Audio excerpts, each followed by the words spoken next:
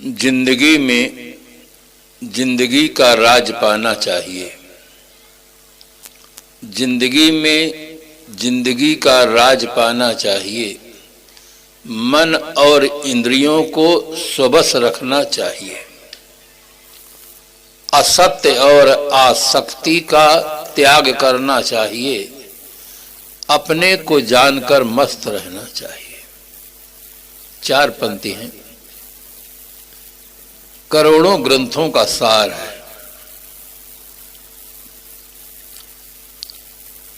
विश्व में अनेक संप्रदाय हैं, अनेक गुरुजन हैं, अनेक मान ग्रंथ हैं।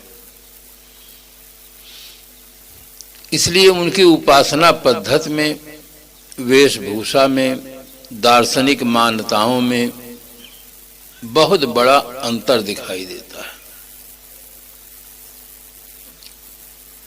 जहां तक हमारी दृष्टि बाहर की ओर जाती है, अंतर ही अंतर दिखाई देता है, किंतु मानव के आंतरिक जगत में एकता है। मनुष्य एक ऐसा प्राणी है जो बुद्धिजीवी है। दार्शनिकों ने अनेक परिभाषाएं मनुष्य की दी हैं।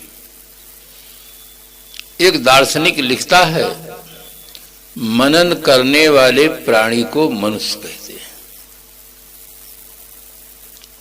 संपूर्ण संसार में 2792 भाषाएं हैं। इतनी भाषाओं में जो साहित्य उपलब्ध है, उसका मनन करने वाला जो प्राणी है वो मनुष्य है।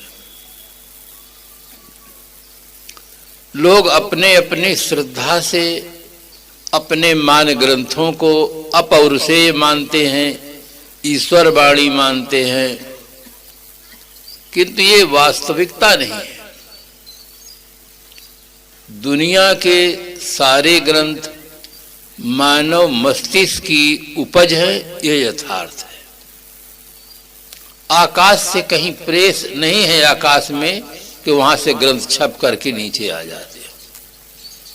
अब पढ़ाने वाले गुरुजन छात्र खूब अच्छी तरह से जानते हैं, ओष्ठ दंत तालु जिह्वा न हो तो स्वर व्यंजन का उच्चारण नहीं हो सकता है, फिर ग्रंथ कैसे बन गए। तो इस प्रकार से हम ठीक से चिंतन नहीं करते हैं, मान लेते हैं। मान लेते हैं तो फिर खोज नहीं की जाती है। पहले जानो फिर मानो। जानना पहले है, मानना बाद में है। भूल यही हो जाती है कि हम पहले मान लेते हैं, फिर जानने का प्रयास ही नहीं करते।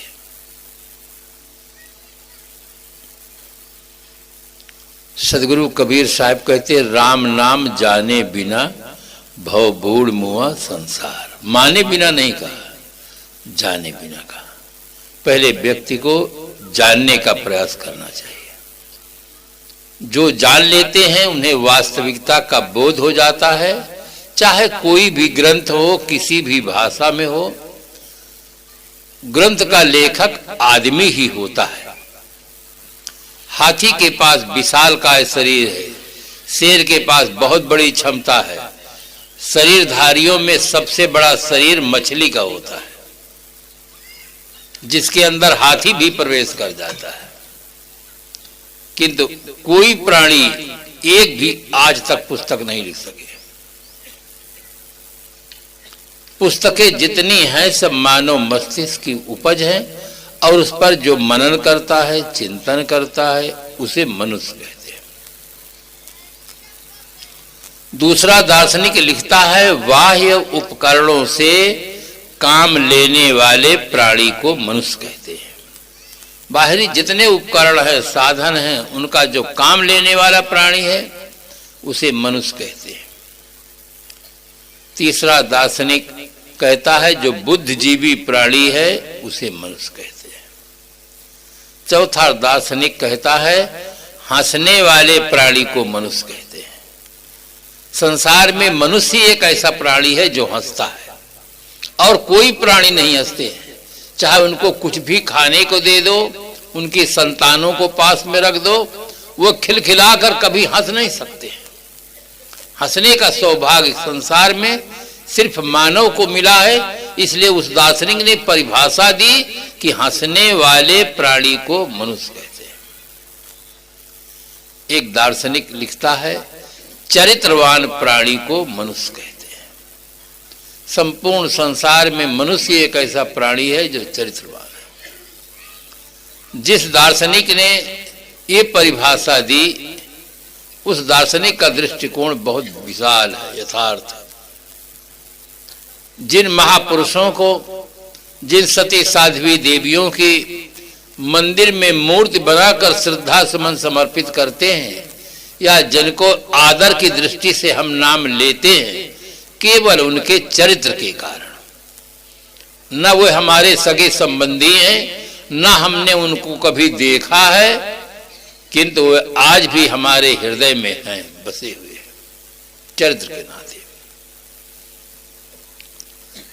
चरित्र एक ऐसी चीज है जिसके रहने से व्यक्ति का सम्मान होता है, और चरित्र के गिर जाने पर आदमी भीतर से दुखी होता है।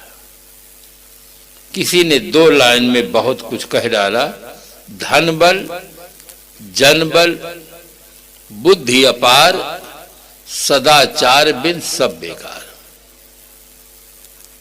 अंग्रेजी की प्रसिद्ध कहावत है, if wealth is lost nothing is lost, if health is lost something is lost, but if character is lost everything is lost. धन खोता है तो कुछ नहीं खोता है, स्वास्थ्य खोता है तो कुछ खोता है, क्योंकि स्वस्थ आदमी ही भौतिक विकास कर सकता है, आध्यात्मिक विकास कर सकता है।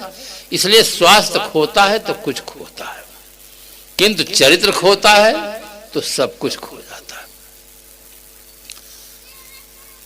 स्वास्थ्य खो जाए तो आदमी जेल में नहीं जाएगा, किंतु चरित्र खो जाए तो जेल में जाएगा। चरित्र मूल चीज है। दुनिया का प्रत्येक व्यक्ति अपने हाल को ठीक रखना चाहता है, चाहे वो जिस संप्रदाय का मानने वाला हो, चाहे जिस देश का नागरिक हो, चाहे जिस प्रकार के मंत्रों का जाप करने वाला हो। हर व्यक्ति अपने हाल को ठीक रखना चाहता है, परंतु अपने चाल को ठीक करना नहीं चाहता है। और बंधुओं, याद रहे, जब तक चाल ठीक नहीं होगी, हाल ठीक नहीं होगा। हाल चाल पर निर्भर करता है। अगर आदमी की चाल ठीक होगी तो उसका हाल ठीक होगा, और चाल खराब होगी तो हाल खराब होगा। इतिहास के पन्नों को पलट कर देखें, रावण सोने की लंका का राजा है, बहुत बड़ा परिवार है, बहुत बड़ा प्रकांड विद्वान है, वेदों पर भाष्य लिखा है, बाह्य दृष्टि से सब प्रकार से संपन्न है, उत्तम कुल पुलस्त कर नाती, शिव बिरंच पूजो बहु भांति। शंकर जी का अनन्य भक्त था, किंतु महारानी सीता का जब अपहरण करता है, एक खराबी के कारण से रावण का हाल बिगड़ जाता है। शंकर भगवान भी उसकी रक्षा नहीं कर पाते हैं, कोई रक्षा नहीं कर पाता। एक शायर लिखता है, चमकती है जो वस्तु नहीं वो सोना होता है, चमक पर जो भी मरता है उसी को रोना होता है। चाल की खराबी के कारण से राम रावण युद्ध होता है, रावण मारा जाता है। न मालूम कितने सूरवीर मारे जाते हैं, कितनी संपदा नष्ट होती है। इतिहास पलट कर देखे, पृथ्वीराज चौहान बहुत बड़ा बलवान, बहुत बड़ा शासक था, किंतु जयचंद की लड़की संयोक्ता पर मोहित हो जाता है और उसका अपहरण कर लेता है। जयचंद पृथ्वीराज में मनमुटाव हो जाता है, मुहम्मद गोरी आकर आक्रमण करता है, जयचंद उधर जाकर मिल जाता है। पृथ्वीराज का पतन हमारे देश का पतन हो जाता है। इतिहास में जितने युद्ध लड़े गए हैं, चाल की खराबी के कारण से लगे। चाल की खराबी के कारण से आज हमारी सरकार 2 अभियान चला रही है, नसबंदी अभियान और नशाबंदी अभियान। चाल की खराबी के कारण से, चाल की खराबी के कारण से आज आदमी को आदमी से भय हो गया। दाढ़ी वालों को चोटी वालों से खतरा है और चोटी वालों को दाढ़ी वालों से खतरा है। अमेरिका को रूस से खतरा है, ईरान को इराक से खतरा है। जहां देखो वहीं खतरा है। आज पूरे विश्व में आदमी को आदमी से भय है और किसी जानवर से भय नहीं है, आदमी से भय। और आदमी में केवल खराब आदमी से भय, अच्छे आदमी से क्या भय? अच्छा आदमी तो अभय रहता है, दूसरों को अभय प्रदान करता है। केवल खराब आदमी के चलते घर में, परिवार में, समाज में, देश में समस्याओं का अंबार लगा हुआ है। घर में एक आदमी खराब निकल जाता है, पूरा घर परेशान हो जाता है। सबसे पहले आदमी को अपने जीवन का सुधार करना चाहिए, किंतु जीवन को सुधार के लिए आदमी कहता है साहब नो टाइम, कोई समय नहीं, बहुत बिजी हैं, बहुत व्यस्त हैं। कोई कोई तो विनोद की भाषा में कहते हैं साहब अगर मौत आ जाए तो कहेंगे कि आज फुर्सत नहीं है, कल आना। अब मौत आएगी तब तुम कह पाओगे कि कल आना। ये आदमी का मन बहुत धोखा देता है। सदगुरु श्री विशाल साहब जी ने कहा सजग रहो अपने मन के बीच, अपने मन के बीच सजग रहो। ये मन धोखा देता है। सत्संग के लिए, साधना के लिए समय नहीं है। अगर कोई अच्छा कार्यक्रम आ जाए टेलीविजन में तो रात भर बैठ के सुनेंगे। कहते सोना तो रोज रोज है, ये कहां रोज देखने को मिलेगा। जिसे आदमी आवश्यक समझता है उसके लिए समय निकालता है, संपत्ति निकालता है, श्रम करता है। और जिसे जरूरी नहीं समझता है उसे 3 में से कोई चीज नहीं निकालता, न समय, न श्रम, न संपत्ति। अगर आदमी को मूल बात समझ में आ जाए कि मूल चीज चरित्र है और इसको ठीक करना जरूरी है और ये अपने हाथ में है, हम ही ठीक करेंगे तब ठीक होगा। कोई देवी, कोई देवता, कोई भगवान, कोई परमात्मा इसे ठीक नहीं कर सकता है। हमने बिगाड़ा है, हम ही को ठीक करना होगा। अगर ये बात समझ में आ जाए तो वह आदमी समय निकाले। आज तक किसी व्यक्ति ने किसी की हालत नहीं बदली, न हो जिसको लगन खुद अपनी हालत को बदलने की। किंतु मूल बात की ओर आदमी का ध्यान कम गया। मूल का बड़ा महत्व है। जब मूल की बात आती है तो मुझे एक उदाहरण स्मरण आता है। एक भक्त घर की लड़की थी, जब उसकी शादी हुई ससुराल में जाती है। स्वाभाविक है ससुराल वाले लोग घर में बहू को पाकर खूब प्रशंसा करते हैं, हमारे घर में बड़ी अच्छी बहू आई है, खूब प्रशंसा करते हैं, परंतु थोड़े दिन तक। आगे फिर चलकर कुछ ना कुछ होने लगता है। वो बहू, उसकी जो सास थी वो संकुचित विचारधारा की थी। आदमी चाहे संपन्न हो या गरीब, अगर विचारधारा में विकृति है तो निश्चित है कि संघर्ष होगा, समस्याएं पैदा होंगी। मूल चीज है विचारों की विकृति के कारण से ही संघर्ष पैदा होता है। सास संकुचित विचारधारा की थी, भक्त घर की लड़की थी, दूध भी पीती, दूध न मिलता तो छाछ भी पी लेती और कभी दही भी खा लेती, और इन तीनों में से ना हो तो घी भी खाती थी। सास देख देख कर जलती थी कि कैसे बहू आ गई है, ये सब पर हाथ फेरती है, दूध भी खाती है, दही भी खाती है, छाछ भी खाती है, घी भी खाती है। कुछ दिन तो सहन किया, बाद में अपने मोहल्ला की सब महिलाओं को जो सासें थी उनको इकट्ठा किया। कहा देखो तुम जिस बहू की तुम बहुत प्रशंसा करती हो उसका व्यवहार तो देखो, ये सब पर हाथ फेरती है, सब खाती है। इसको आप लोग समझा दें, एक चीज खाए चाहे जो चीज खाए, एक चीज खाए, सब पर हाथ न फेरे।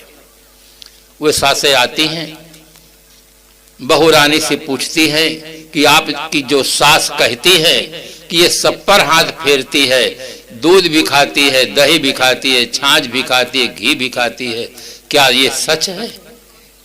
बहू रानी कहती है सास तो माँ है, वो झूठ क्यों बोलेंगी, वो तो बिल्कुल सही कहती है। मैं दूध भी पीती हूँ, दूध नहीं मिलता तो छाछ मिल जाता है तो उसे भी पी लेती हूँ, कभी कभार ये कुछ नहीं मिलता तो दही भी खा लेती हूँ, और इन तीनों में से जब कुछ नहीं मिलता तो मैं घी भी खाती हूँ। उन्होंने जो कहा है सब सच कहा। प्रायः देखा जाता है आदमी अपने दोषों को छिपाने का प्रयास करता है, वो दूसरों पर दोषारोपण करता है, और बहू रानी सीधे स्वीकार करती है, एक जबान भी कुछ नहीं कहती कि मैं ऐसा नहीं करती हूं। सही उत्तर पाकर जो सासें थीं उनके मन में बड़ा गहरा प्रभाव पड़ा कि ऐसी बहू तो हमको मिलना चाहिए था, हमारे घर में ऐसी बहू चाहिए जो अपने दोषों को न छिपाए, सीधे स्वीकार करे। सासें कहती हैं कि आपकी सास कहती है कि वे एक चीज खाएं चाहे जो कुछ खाए, एक चीज खाए सब पर हाथ न फेरे।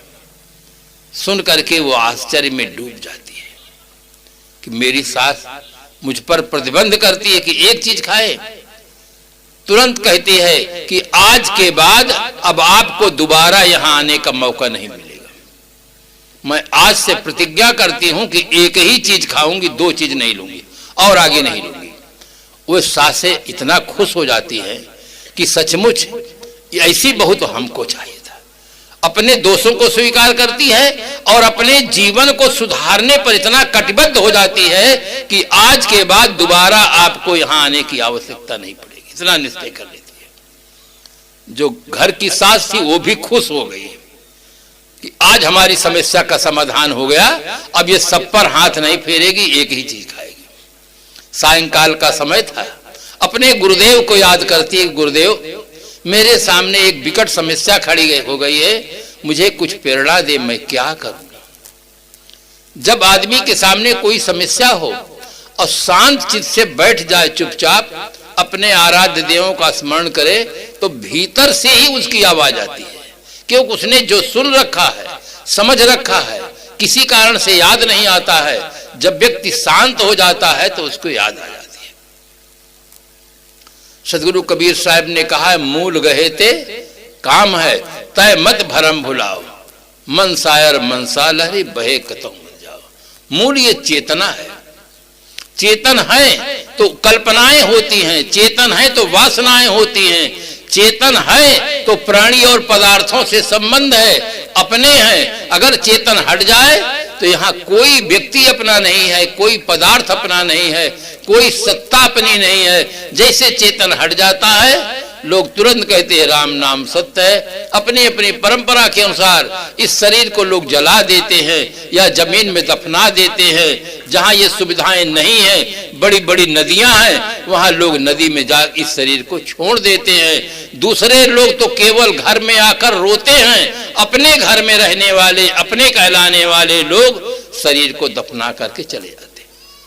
मूल चेतना है, मूल में उसके भीतर प्रेरणा मिलती है।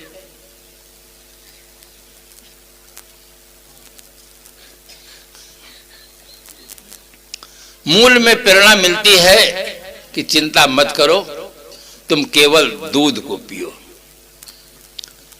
अब सुबह होता है, दूध आता है, दूध को छान कर उबाल कर वो पी लेती है। और जब दूध पी लिए तो दही कहां से बने, और छाछ कहां से बने, घी कहां से बने। एक दिन बीता, 2 दिन बीता, 3 दिन बीता, 1 सप्ताह पूरा हो गया। अब दही नहीं मिलता, छाछ नहीं मिलता, घी नहीं मिलता, बने तो कहां से। सास के मन में तो बहुत व्याकुलता पैदा हो गई कि ये कितनी समझ की है कि मूल को पकड़ लिया कि मूल है दूध, और दूध मैं पी लूं बस काम खत्म। फिर वो मीटिंग करना शुरू किया, सासों को बुलाने के लिए कहा कि आप आइए, उसको समझाइए, ये तो दूध को ही पी लेती है। अब छाछ कहां मिले, दही कहां मिले, घी कहां से मिले। उस सासों ने कहा कि वो एक चीज के अलावा और कोई खाती कह नहीं, तो कहा अब हम नहीं जा सकती समझाने के लिए। वो तो हमको पहले प्रतिबंध कर दिया कि मैं आज सब एक ही चीज खाऊंगी। आप अगर पहले कह देती कि दूध को छोड़कर कोई चीज लो तब तो ठीक था। आप उसे स्वतंत्र रूप से छूट दे दिए कि कोई भी एक चीज का चुनाव कर लो, एक चीज खाओ। वो एक चीज खाती है, दूसरी नहीं खाती, तो अब हम समझाने के लिए नहीं जा सकती। उसके पास कितनी सुंदर समझ थी।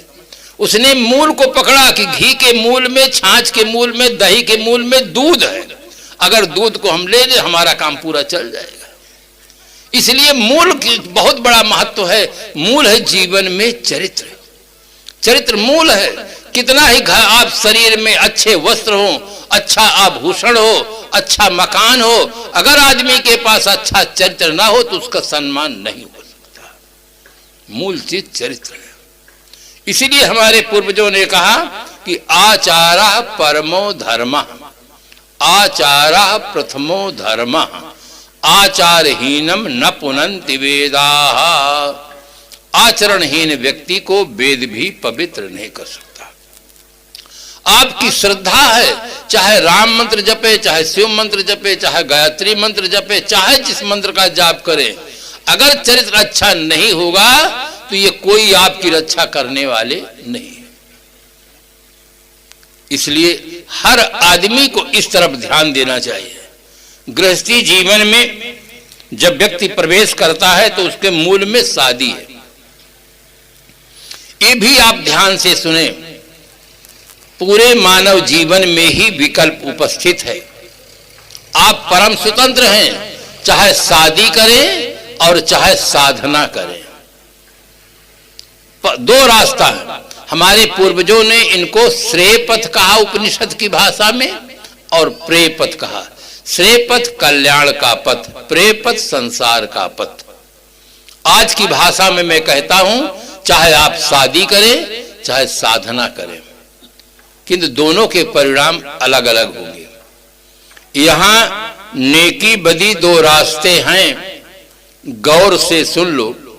तुम्हें चलना है जिस मार्ग से अपना रास्ता चुन लो, मगर चलने से पहले सोच लो अंजाम क्या होगा। भलाई कर भला होगा, बुराई कर बुरा होगा। शादी का चुनाव करेंगे तो आपके पास चाहे जितना धन हो, चाहे जितना बड़ा पद हो, आपका जीवन परतंत्र होगा, स्वतंत्र नहीं हो सकता। स्वतंत्र का अर्थ है स्व माने अपना, तंत्र माने शासन। जब अपना शासन मन और इंद्रियों पर होता है तब आदमी का जीवन स्वतंत्र होता है। जब मन और इंद्रियों का शासन आत्मा पर होता है तब वो परतंत्र हो जाता है। आप लोग ताश खेलते होंगे, कुछ लोग खेलते होंगे, खेले होंगे, जानते होंगे ताश में कितने पत्ते होते हैं?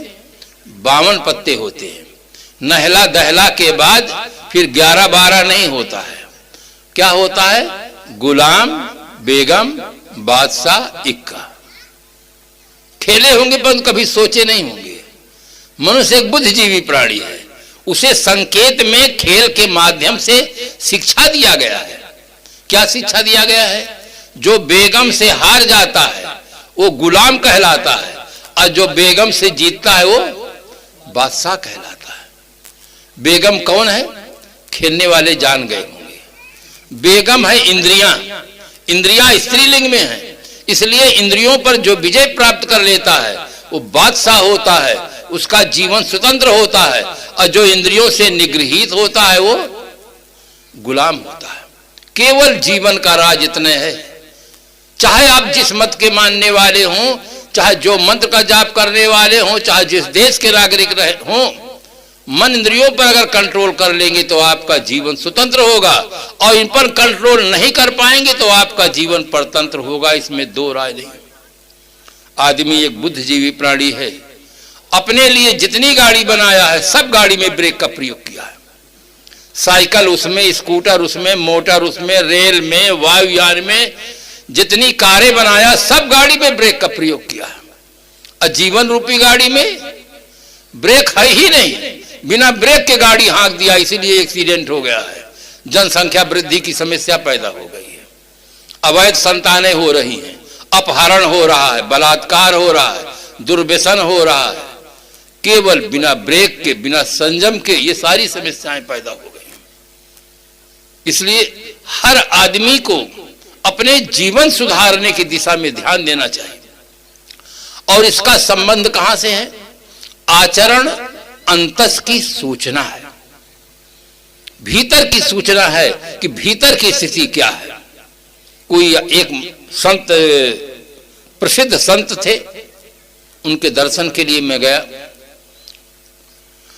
उनके पास जो भी आता था राख रहती थी और राख को दे देते या लोग चुटकी से उठा लेते, और जैसे राख लेने के लिए झुकते एक छड़ी रखते थे, जोर से मार देते। मैं देखता रहता। सायंकाल का समय हो रहा था, एक व्यक्ति को बहुत जोर से मार दिए और वो तो चला गया, मैं बैठा था। जब कोई नहीं रहा, हम दो ही रहे, रात के अपने यहाँ किसी को रखते नहीं थे, मैं दो ही थे।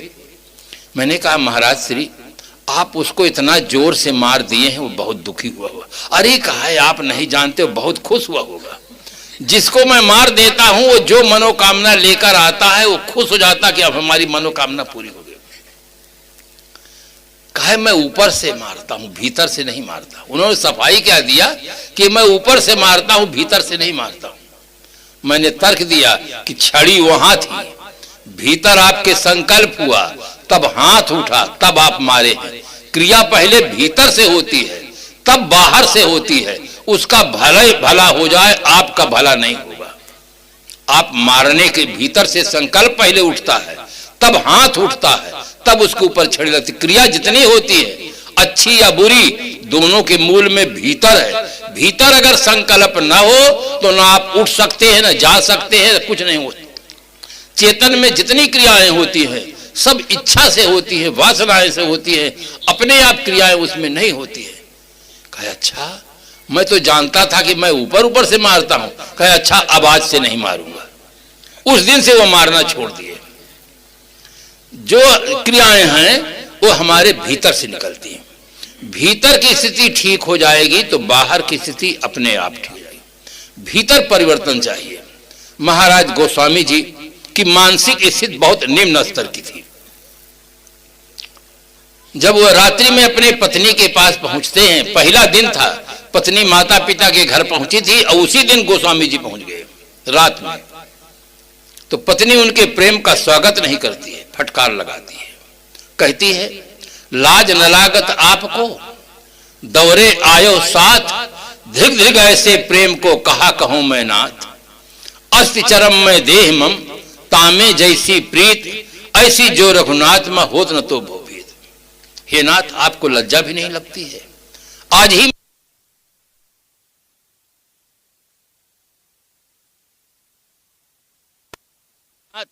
ऐसे प्रेम को धिक्कार है और मैं क्या कहूं। अगर पत्नी पति को धिक्कारे और पति सोचे कि अभी कुछ बाकी है तो उस बाकी की पूर्ति नहीं हो सकती। रत्नावली के शब्द सुन करके कि मेरे हाड़ चाम मांस में जितना प्रेम है, अगर इतना प्रेम आपका राम में होता तो आपका उद्धार हो जाता। रत्नावली के शब्द गोस्वामी जी के मस्तिष्क में चिंतन की दिशा में परिवर्तन कर दिए। रामबाण हो गया। गोस्वामी जी का जब चिंतन बदल गया तो चरित्र अपने आप बदल गया। गोस्वामी जी उठकर खड़े हो जाते हैं, चल देते हैं और सीधे बनारस पहुंचते हैं। वहां जो उनके गुरुदेव थे वहां जा करके साधना करते हैं और गोस्वामी जी रामायण की लिखते हैं और छोटे छोटे कई ग्रंथ गोस्वामी जी ने लिखा है। पहले भीतर बदला है तब बाहर बदलता है। जब तक भीतर नहीं बदलेगा बाहर कोट उपाय करो, चाहे जितना मंत्रों का जाप करो, हवन करो, संध्या करो, तर्पण करो, रोजा रहो, नमाज पढ़ो, हज करो, प्रार्थना करो, तीर्थाटन करो, बाहर बदलेगा नहीं। पहले भीतर बदलो। मानसिक स्थिति जब बदल जाती है तब बदलता है बाहर। इसलिए बंधुओं, सत्संग की बहुत जरूरत है। सत्संग से सजीव शब्द हमें मिलते हैं। आप राइफल में भरकर गोली मारे तो मकान को आर पार कर जाएगी और हाथ में लेकर अगर मारे तो कुछ असर नहीं होगा। ऐसे सत्संग से सजीव शब्द सुनने को मिलते हैं। एक शब्द ऐसा होता है जिसे सुन करके आदमी के जीवन की दिशा में परिवर्तन होता है, तब दशा में परिवर्तन अपने आप हो जाता है। भीतर की स्थिति को ठीक करो, अपनी मानसिक स्थिति को ठीक करो। आज आदमी आर्थिक स्थिति को ठीक करने के लिए तो 8 घंटा, 10 घंटा, 12 घंटा, 16 घंटा समय देता है, अब मानसिक स्थिति को ठीक करने की तरफ ध्यान ही नहीं देता है, इसलिए उधर सुधार नहीं हुआ। जिधर ध्यान दिया है उधर उसे सफलता मिली है।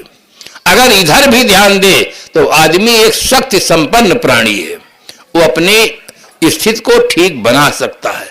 संत सम्राट सदगुरु कबीर साहब ने बहुत बल दे करके कहा, कर वहिया बल आपनी, छाण विरानी आस, जाके आंगन नदिया बहे सोकस मरे प्यास। अपने बाहुबल का भरोसा रखो। आज आदमी अपने बाहुबल की भरोसा करके कितना विकास किया है, चंद्रलोक की यात्रा कर रहा, मंगल ग्रह में जाने की उड़ानें भर रहा है, रेडियो, टेलीविजन, वीडियो का आविष्कार किया, भवनों का निर्माण किया, कल कारखानों का निर्माण किया। अगर भाग के भरोसे, दैव के भरोसे बैठा रहता तो ये विकास नहीं होता। हर आदमी को श्रमजीवी होना चाहिए, कर्मठ होना चाहिए। आर्थिक विकास की तरफ भी हमें ठीक से ध्यान देना चाहिए और अपने विकास की ओर भी ध्यान देना चाहिए। आर्थिक विकास बहुत बढ़ जाए और अपना विकास घट जाए तो आर्थिक विकास पतन का कारण बन जाता है। फिर आदमी की सोच सही नहीं रह जाती है, गलत खाता है, गलत पीता है, गलत सोचता है, गलत करता है, जीवन अभिशाप बनकर रह जाता है। भीतर की स्थिति ठीक करो, भीतर का भाव हमारा जगत सुंदर हो जाए, सुंदर विचार परिष्कृत हो जाए तो हर आदमी सज्जन हो सकता है, धर्मात्मा हो सकता है। हम बाहरी चीजों में समानता नहीं कर सकते हैं। बाहरी चीजें जितनी हैं वो कम विशेष होंगी। एक आदमी है, गरीब झोपड़ी वाला है, उसके पास पड़ोस में है 2 मंजिल का मकान है, वो समझता है मुझसे ये बड़े आदमी हैं, 2 मंजिल का इनके पास मकान है, कितनी सुविधा है, हमारे घर में पानी बरसता है, चूता है, ये 2 मंजिल में परिवार के साथ रहते हैं। किंतु पड़ोस में अगर कोई 4 मंजिल का मकान बना दे तो 2 मंजिल वाले को रात में नींद आना बंद हो जाएगी। क्यों? कहां से पैसा पाया? 4 मंजिल का बना दिया। बंधुओं, अमेरिका में 100 मंजिल के मकान पाए जाते हैं, 4 मंजिल नहीं, 100 मंजिल के मकान पाए जाते हैं। ऐसे करके देखो तब का गगनचुंबी मकान। बंबई में 40 मंजिल तक के मकान हैं, किंतु अमेरिका में 100 मंजिल के मकान हैं। इसलिए बंधुओं, बाहरी चीजों में कम विशेष होगा। कोई व्यक्ति है यहाँ पर, कोई एमए किया है, कोई डबल एमए किया है, इन चीजों में कम विशेष होगा, किंतु भीतर की चीज में आप समानता प्राप्त कर सकते हैं। अगर आप व्यसन मुक्त हो जाते हैं, बिल्कुल समानता प्राप्त कर लेते हैं, शाकाहारी हो जाते, समानता प्राप्त कर लेते हैं, जीवन को साधना करके निर्विकार बना लेते हैं तो बिल्कुल समानता प्राप्त कर लेते हैं। उन चीजों की ओर हमारा ध्यान जाना चाहिए। हर व्यक्ति अपने जीवन को सुंदर बनाने का प्रयास करे। आज जितना हम ध्यान चीजों को सुंदर बनाने की ओर देते हैं, चीजें बहुत सुंदर आज दिखाई देती हैं। प्राचीन समय में देखें, कपड़े इतने सुंदर कहाँ बनते थे, साइकिलें पुराने जमाने की देखें, मोटर गाड़ी देखें कैसे थी, आज कितनी सुविधा है। आप गाड़ियों में बैठे कितनी सुविधा रहती है, सब साधन वहां पर मौजूद है, परंतु आदमी अपने जीवन की तरफ ध्यान नहीं दिया है। हमारा ध्यान उधर भी जाना चाहिए। जीवन में भौतिक समृद्धि और मानसिक समृद्धि, दोनों समृद्धि की बहुत जरूरत है। भीतर जीवन, बाहर की समृद्धि जीवन गुजर के लिए चाहिए और भीतर की समृद्धि अच्छा जीवन जीने के लिए चाहिए, निर्विकार जीवन जीने के लिए चाहिए। और आदमी ये कर सकता है, आपन तेज संभालो आप। अपनी शक्ति को पहचाने, अपनी शक्ति को पहचान करके जीवन में जो दोष है, दुर्गुण है, उनको निकाल फेंकने का प्रयास करें। पानी है, पानी अगर आप दूषित पीते हैं तुरंत रोग पैदा कर देता है, फल दूषित खाते हैं तुरंत शरीर में प्रभाव कर देता है। इसी प्रकार से दूषित विचारधारा भी आदमी के जीवन को तुरंत दूषित कर देती है। विचारधारा हमारी शुद्ध होनी चाहिए। आदमी का मकान बनता है ईंटा, चूना, सीमेंट, लोहा, पत्थर, लकड़ी से बनता है, किंतु जीवन बनता है विचारों से। जिस आदमी के जितने अच्छे विचार होंगे उतना ही अच्छा उसका जीवन होगा। ये अच्छे विचार मिलते कहां से हैं? इनका मूल स्रोत 2 है। सत्संगत, महाराज गोस्वामी जी लिखते हैं, मत कीरत गति भूत भलाई, जब जेहि जतन जहां जेहि पाई, सो जानब सत्संग प्रभाव, लोकहु वेद न आन उपाऊ। सत्संग और सदग्रंथ ये दो मूल स्रोत हैं। सत्संग हमें रोज नहीं मिल सकता है। बिरले बिरले सौभाग्यशाली प्राणी हूं जहां आश्रम हो, संत रहते हों, उन्हें सौभाग्य मिलता है, किंतु सबको सुलभ नहीं है। दूसरे नंबर में अपने अच्छे अच्छे ग्रंथों को अपने घर में रखो, उनको पढ़ो, नियमित पढ़ो, और ये न कहो कि हमारे पास समय नहीं। पढ़ करके थोड़ा आप देखिए कितना सुंदर मानसिक प्रसन्नता होती है, हंसी भी आती है। ऐसे ऐसे उदाहरण पढ़ने को मिलते हैं जिससे अपने आप हंसने का भी सौभाग्य मिलता है, हमारी समस्याओं का समाधान भी मिलता है। जिन समस्याओं से हम जूझते हैं, तन मन धन सब स्वाहा करते हैं, उन समस्याओं से जीते जी हम मुक्त हो सकते हैं विचारों की शक्ति प्राप्त करके। इसलिए दोनों दिशा में हमें प्रयास करना चाहिए। सत्संग में भी बैठें, सदग्रंथों का अध्ययन करें और आत्मनिरीक्षण करें कि हमारे जीवन जीने में कहाँ भूल हुई है, क्यों समस्याएं पैदा हुई है। बचपन का जीवन कितना निर्द्वंद, कितना निश्चिंत था। जैसे जैसे आयु बढ़ती जाती है हमारा जीवन और अच्छा होना चाहिए, किंतु उल्टा हो गया है। जैसे जैसे जीवन बीतता जाता है वैसे वैसी समस्याएं नित नई बनती चली जा रही है। भीतर से आदमी अशांत हो गया है। गीताकार ने लिखा, अशांतस्य कुतः सुखम। जिसके अंदर वासना की आग धधकती हो उसके जीवन में सुख कहाँ है। वासनाओं के कारण से आदमी अशांत होता है, दुखी होता है, उसकी तृप्ति के लिए प्राणी और पदार्थों की ओर लालायित होता है और वहां तृप्ति नहीं मिलती है। बंधुओं, एक भेद याद रहे, शरीर की भूख पदार्थ से शांत होती है और मन की भूख ज्ञान से शांत होती है। मन की भूख पदार्थ से कभी नहीं शांत हो सकती है। मेरा कार्यक्रम हरियाणा प्रांत में था। एक सेठ जी थे, वो 10 पैकेट सिगरेट रोज पीते थे।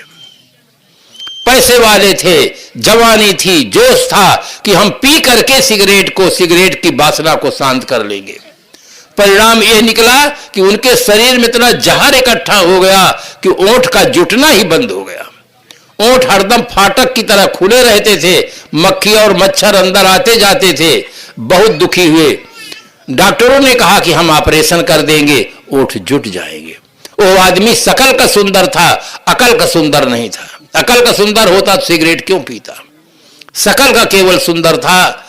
उसने कहा कि ऑपरेशन करेंगे तो ओंठ में कुछ बाहर दिखावा गड़बड़ हो जाएगा, मैं ऑपरेशन नहीं कराऊंगा। मित्रों ने सलाह दिया कि इनको कम करो। 7 पैकेट छोड़ा, 3 पैकेट पी रहा था। विटामिन सी का प्रयोग अधिक किया, ओंठ अपने आप जुट गए। हमारा संपर्क पड़ा, मैंने कहा ये जहर पी करके आप देख लिए हैं कि तृप्ति नहीं होती है। आपके बगल में आपका आदमी नहीं दिखाई देता है, वो बिना सिगरेट पिए पूरा जीवन रहता है और फ्री में दो तो छूता ही नहीं। आप पैसे से खरीदते हैं, उसे फ्री में दो तो कोई छूता नहीं। इन देवियों को कोई देकर पूछ ले सिगरेट पियो, तुम आज हमारे घर में आए हो, फ्री में दो तो छुएंगे नहीं, कह ले जाओ भगा दे, तोड़ के भगा देंगे अगर जबरदस्ती करोगे तो। एक आदमी ऐसा है जो छूता ही नहीं है और वो बिल्कुल तृप्त है, उसके मन में वासना ही नहीं होती है। और जो निरंतर पीता है उसके मन में बार बार वासना होती कि और मिले और मिले और मिले। मेरे जीवन में एक व्यक्ति मिला, राजस्थान से मैं इधर गुजरात आ रहा था। गर्मी का दिन था, ट्रेन में मेरी सीट के पास उसकी सीट थी। जो बीड़ी जलाया, मैं कपड़े को ऐसे कर लिया, समझ गया कि ये नहीं पीते हैं। उसने कहा महाराज जी आप ऊपर वाली सीट में चले जाइए। मैंने कहा क्यों, तो ताप है, गर्मी है तो ऊपर वाली सीट पे हो जाता है। कहा मैं बिना बीड़ी के नहीं रह सकता हूं। मैं अजमेर में गया था, हार्ट में मेरी खराबी है, डॉक्टर ने कहा बीड़ी छोड़ दो तो मैं तुम्हारा इलाज करूंगा। उसने सोचा कि मैं तो बीड़ी नहीं छोड़ा महाराज, डॉक्टर को छोड़ दिया, बीड़ी नहीं छोड़ा, बहुत करेगा मर जाऊंगा, किंतु बिना बीड़ी के मैं रह नहीं सकता हूं। तो मेरे मन में सहज भाव हुआ कि तुम्हारे पास कितनी बीड़ी है। तो रेल पटरी जो गाड़ी डिब्बा था उसके नीचे उसकी पेटी रखी थी लोहे की। पेटी खोलकर दिखाया, उसमें खुला बीड़ी के अलावा कोई चीज नहीं थी। पूरी पेटी भर खाली खुला बीड़ी थी, पैकेट वाली खुली बीड़ी थी। कहा मैं एक पीऊंगा, दूसरे पीऊंगा, तीसरे पीऊंगा, घर तक जाऊंगा तब सब खत्म हो जाएगा। और उसने एक बात हंसी की कहा कि जो पुरुष होगा वो बिना बीड़ी के नहीं रहेगा। वो अपना समझा कि मैं जैसे बिना बीड़ी के नहीं रह पाता हूं उसी प्रकार से बिना बीड़ी कोई नहीं रहेगा। मैंने कहा हमारे भक्त कभी बीड़ी छूते नहीं। कहा आपसे चुरा के पीते होंगे। ऐसा हो ही नहीं सकता कि बिना बीड़ी पिए पुरुष रहे। तो हर आदमी अपने समान सबको समझ लेता है, ये भी उसकी बहुत बड़ी भूल है। हर आदमी को चाहिए इन दोषों से आप हटाएं। ये दोष ही दुख के जनक हैं। अब हमारी घड़ी 1:15 बजे पर पहुंच गई है। इसका उदाहरण मैं फिर से दूंगा दूसरी मीटिंग कि दोष ही के कारण से जीवन में दुख होता है, दोष के कारण से हमारा जीवन परतंत्र होता है। इसे मैं भागवत का उदाहरण देकर अच्छी तरह से समझाने का प्रयास करूंगा दूसरी मीटिंग में। अभी का टाइम बिल्कुल पूरा हुआ। यद्यप कहा गया है घड़ी देखते हर घड़ी, घड़ी न जाना कोई, घड़ी देख को कह सका कौन घड़ी क्या हो। कौन घड़ी क्या हो, घड़ी की चाल बिरानी दुनिया ने सब जान लिया पर घड़ी न जानी। कहाँ मड़वैया जैन घड़ी एक व्यर्थ न जाए, कौन घड़ी में घड़ी पता कैसी आ जाए। हमें और आपको जो जीवन घड़ी मिली है इस घड़ी का सदुपयोग करें, जीवन को निर्दोष बनाए, निर्मल बनाए, आपके जीवन में सुख और समृद्धि दोनों हो। इन्हीं शुभकामनाओं के साथ अपनी वाणी को विराम